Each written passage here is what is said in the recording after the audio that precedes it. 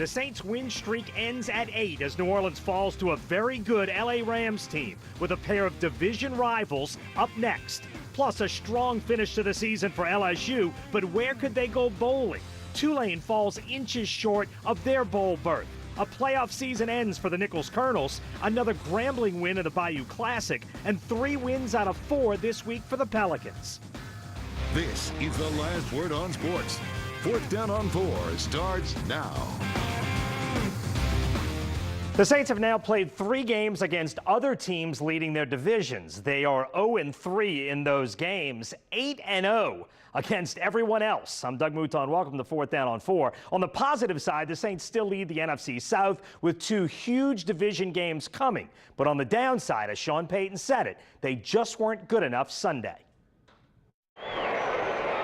Give the Rams credit for exploiting the Saints' weakness. Without Marshawn Lattimore and Ken Crawley, the Rams passed it a lot. 43 times with great success. But afterwards, Sean Payton said it was more than just the missing cornerbacks. Look, I didn't really see us affecting that passer as much as I'd like. I thought they ran it in the second half when they wanted to, and we weren't able to make enough plays, but certainly the time of possession on offense didn't help our defense either. So all in all, it wasn't good enough. Among the defensive clunkers, this long went to Cooper Kupp. Rams quarterback Jared Goff said he thought the Saints played more zone than normal because of the injuries. Goff threw for 354 yards. This is a team that was, a 7-3 team, or, coming to us. We knew they were a good offense. They were, a high-octane offense. At the end of the day, in my mind,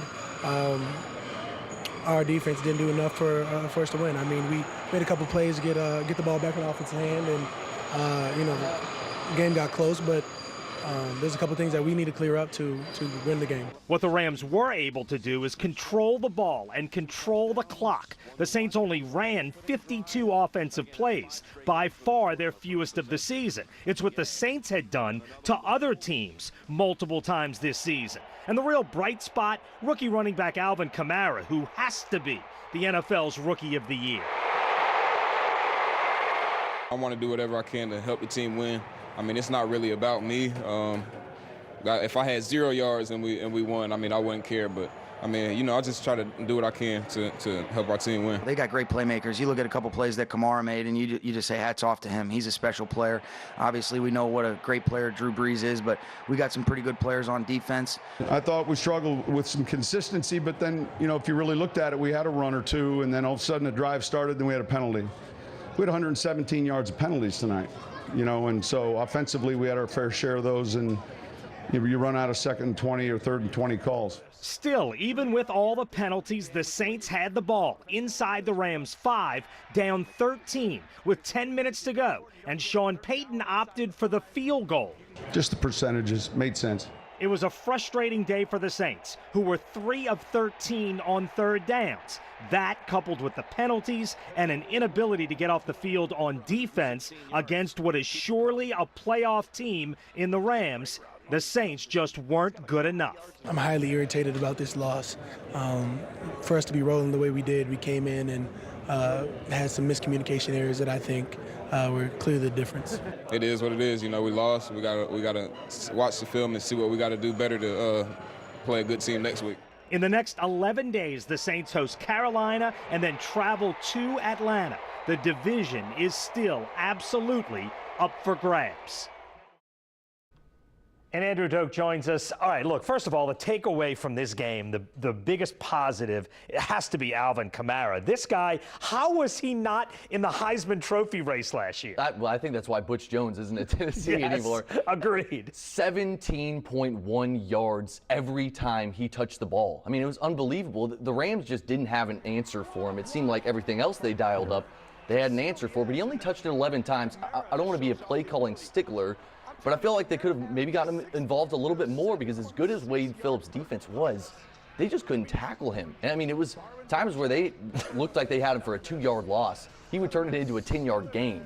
it was unbelievable. It was completely unbelievable. How much of a difference do you think not having Marshawn Lattimore and Ken Crawley, don't have you two starting cornerbacks, how much of a difference do you think that made? I thought it was pretty significant. I thought even Vaccaro, having him back, he looked like someone who hadn't played in 2 weeks. He looked a little bit rusty, but you saw with P.J. Williams, Devontae Harris, even Sterling Moore, who checked in for Harris late in the game, they seemed like they were 3, 4, 5 yards behind every receiver that they were covering.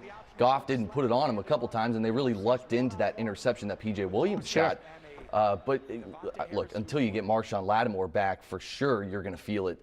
And Ken Crawley as well. But I think the most important thing is let's get him healthy and have him down the stretch. Yeah, no question about it. I would love to see these two teams play again when they're healthy. Yeah. And I thought one of my takeaways from this game was that this game, for the first time this year, felt like a playoff game. This felt like a heavyweight fight between two really good teams who are still going to be playing in January. And if one of those two represents the NFC in the Super Bowl, I wouldn't be surprised. Did you get the feeling of sort of the magnitude of this one? Definitely. And you saw the high fives and the fist pumps after that game. They knew that this game right here was going to determine playoff seeding near the end of the year.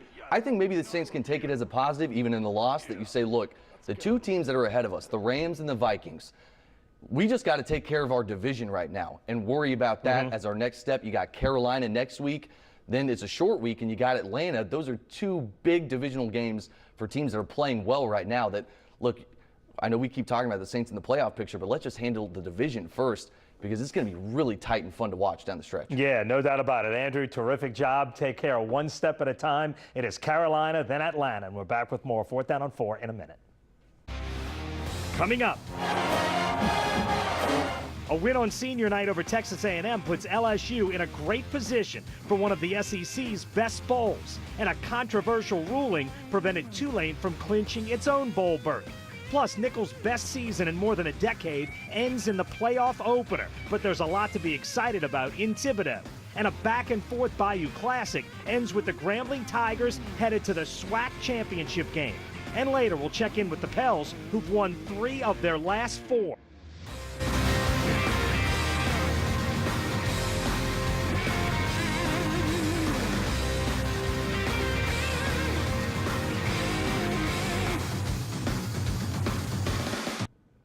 There's crazy turnover right now among SEC football coaches, but not in Baton Rouge. Ed Ogeron's LSU Tigers have a great shot now at a 10-win season after a convincing win over Texas A&M Saturday night, as Ricardo LeCompte reports. Out of the 20 seniors stepping onto the field at Tiger Stadium for the final time, none were more scrutinized during their time with the purple and gold than quarterback Danny Etling. He didn't deliver the program to a national title after transferring from Purdue in 2014. But his best accomplishment in a Tiger uniform was being under center for LSU's revival this season. We were able to beat some good teams there in the stretch, and so it's been quite the turnaround from the Troy loss. And Etling provided the kick for the Tigers on senior night against Texas A&M. Etling shredded the Aggies just like he did last year in College Station. He completed throws down the field, 6 completions longer than 25 yards. The senior signal caller tossed 3 touchdown passes as he finished with an LSU career-high 347 yards, part of a 605-yard offensive performance for the Tigers.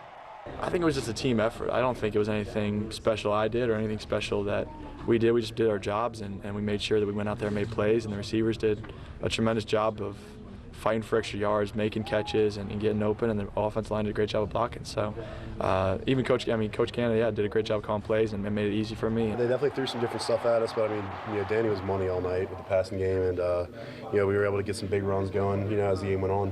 He always comes out for the last game of the season. He's ready to go, and Danny's a fighter. Speaking of next level, the LSU D played that way. 4 turnovers forced, a fumble recovery, and 3 picks on Aggie quarterback Nick Starkel. We out-dominate a lot of people, and just Texas A&M just happened to be one of that team that we always out-dominate no matter the circumstances. And, we showed it tonight, because our front 7 played extremely well, and we ran the ball extremely well on offense. Senior night in the Valley ends with a 9th win on the year, 6th victory in its last 7, and best SEC record since 2012. All the seniors, including Etling, get one more run together, and most likely a New Year's Day bowl. It's crazy to think how far I've come, even just in the 3 years I've been here. So I've grown up a lot, and I'd say LSU is the place where I really have grown up with football and I've really learned the most about how to play, and hopefully it will take me far into the next level. They worked hard, and I'm just happy for those guys. And you should see the emotion in the locker room. And the boys wanted to win. And LSU means a lot to them. They walked into LSU as young men. They've walked away as grown men. They've grown through adversity, and they've seen a lot. And they're ready to take on the world.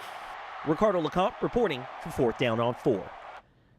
All right, good stuff, Ricardo. Now, for those planning a New Year's trip, two of LSU's biggest bowl possibilities sandwich nicely around the Saints finale. Sports Illustrated says LSU will play North Carolina State in the Tax Slayer Bowl. That's the one that used to be the Gator Bowl. And CBS says the Tigers will play Michigan State in the Outback Bowl in Tampa on New Year's Day. Now, the Saints play the Bucs on New Year's Eve in Tampa.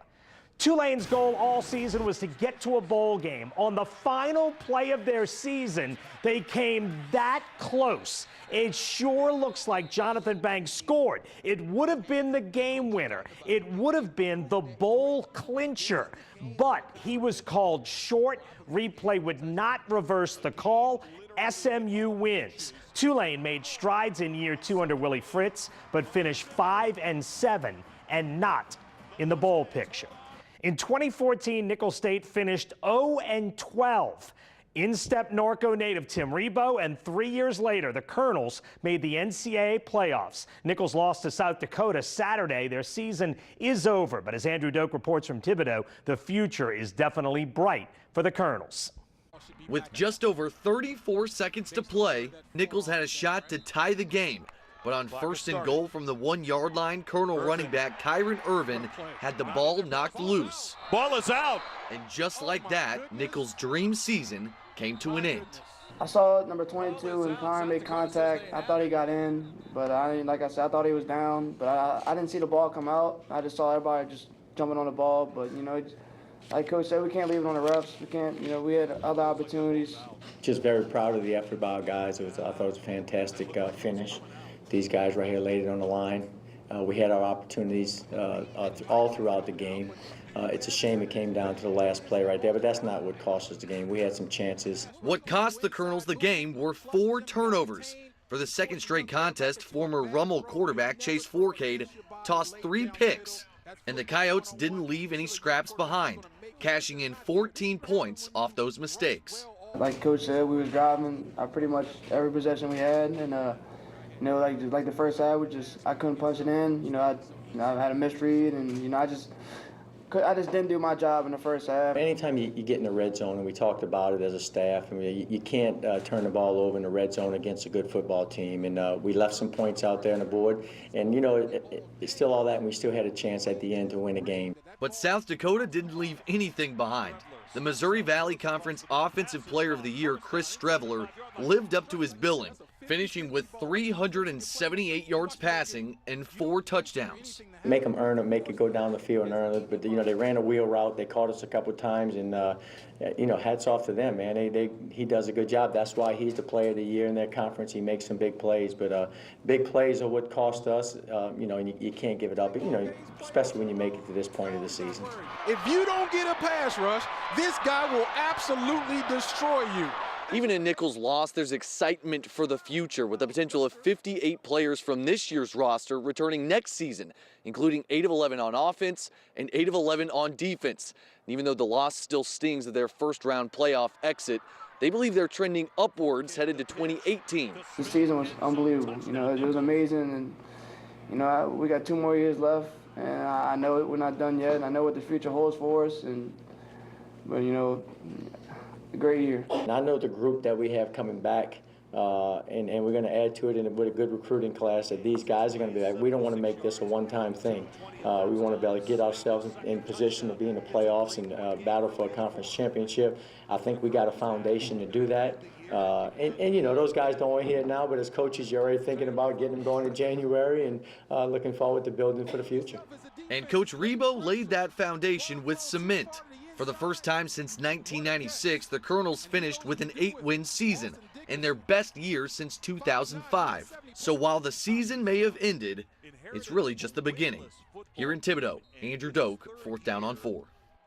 All right, good stuff, Andrew. Meanwhile, Broderick Fobbs is on an amazing run at Grambling. His Tigers won their 3rd straight Bayou Classic Saturday, and they finished their 3rd straight season unbeaten in the SWAC. This has become a very familiar sight. Broderick Fobbs getting congratulations after another conference win.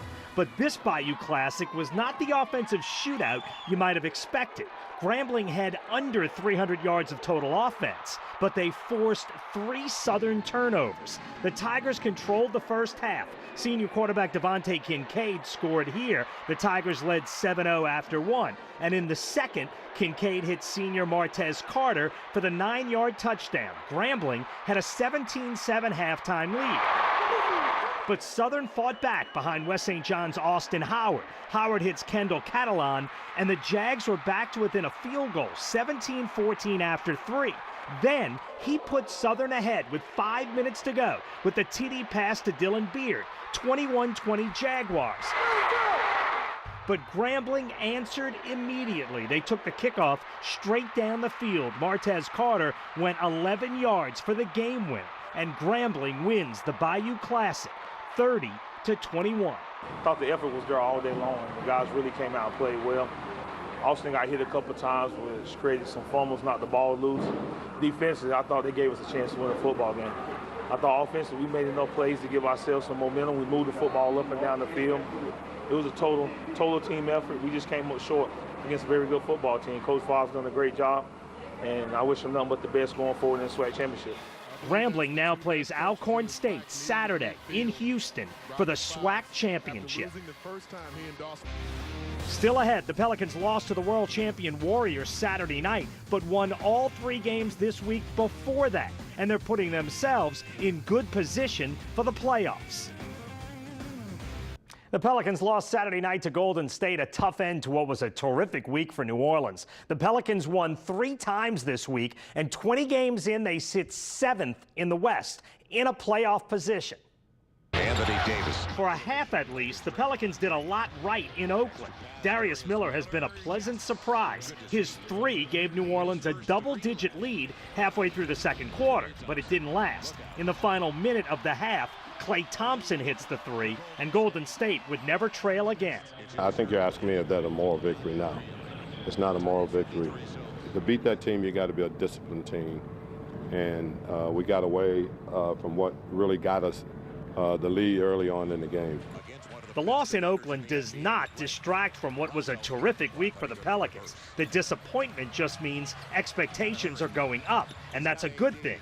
The week started with a win over Oklahoma City, then a decisive home win over San Antonio, and a road win over Phoenix. And Anthony Davis was brilliant all week with 118 points. That's 29.5 each game. Rajon Rondo is now almost up to full minutes, and the difference in the offense has been huge. And the Pelicans are finding complementary parts. Darius Miller had double-digit points in all 3 wins. I know where my shots are coming from. The guys really put me in great situations, so hopefully I can continue to build on it. Whoever's open, that's what we pass the ball to. We pass up a lot of good shots, great shots, and just trust that our teammates going to make the shot or make a right play. We don't care who scores as long as the ball going to basket. Dante Cunningham going hard to the ball. A quarter of the way through the season, it appears the Pelicans are getting it. New Orleans is 8-5 this month with 1 November game to go. The whole team's having fun. That's how we get better. We just playing for each other, playing together. And when you do that, you have fun. And it makes it more fun when you're winning. So we got a great chemistry right now as a team, and we just want to make sure things keep going the same way. And coming up this week, 3 games against 3 teams that are all in the top 8 in the West. And these are teams that you figure to be jockeying with for playoff spots all season. The Timberwolves come to New Orleans Wednesday, then the Pelicans head to Utah Friday and to Portland Saturday. We're back with more 4th Down on 4 in a minute. Two local schools have already earned shots at a state championship. Both John Curtis and De La Salle will play in the Superdome. That's on the private school side. And 6 local public schools now have a shot to get there too, including the Hahnville Tigers, who won one of the great prep showdowns you will ever see Friday night. That is Hahnville's Puka Williams. He and Covington's Devin Brumfield combined in one game for 64 carries, 573 yards, and 6 touchdowns. I wanted to because, he beat me with the rushing title in the regular season, and I feel like I had something to prove, and that's what made me come out here and have been with my team. Devin is a great running back. You can't take nothing from him. Our defense just came together and played as a team. It was really a team effort, but Anthony is special. I don't know how many yards he had. I know it was a lot, but we're just happy to still be playing. It's December, and this is where Hahnville football should be, playing in December. Hahnville, Carr, Warren Easton, Lakeshore, West St. John, and Kentwood. Those 6 will all play in the state's semifinals in different classifications this weekend. 4th Down Friday, Friday night at 10:15. For the Saints, sometimes wake-up calls are good things. The Saints get Carolina Sunday at home. The stretch run is going to be fun. For Andrew Doak and Ricardo LeCompte, producer Danny Rockwell, photographer Adam Ney, and all of us here at Eyewitness Sports, I'm Doug Mouton. Thanks for watching. We'll see you next week on 4th Down on 4.